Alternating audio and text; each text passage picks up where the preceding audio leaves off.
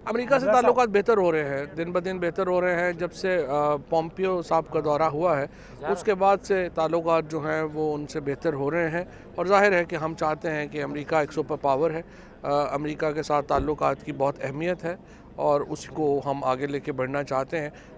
उम्मीद मुझे ये है कि अगले शायद जो ये जिस तरीके से मुज़ाकरात हो रहे हैं, हाई प्रोफाइल विजिट्स जो हैं वो होंगे। हमने तो अपना एक पूरा पैराडाइम जो है वो बयान किया है, पैराडाइम शिफ्ट हुआ है। हम समझते हैं कि ये जो रीजनल ममालिक हैं इनमें अगर कोऑपरेशन नहीं होगा तो स्टेबिलिटी नहीं आएगी। सो हम हमारी जो पॉलिसी है वो ये है कि हम रीजन के अंदर देखना चाहते हैं। रीजन में जो ममालिक हैं, चाहे वो ईरान है, अफ़गानिस्तान है, हिंदुस्तान है, हम समझते हैं कि इनके दरमियान एक ताउन चाहिए ताकि सार्क एक्टिवेट हो।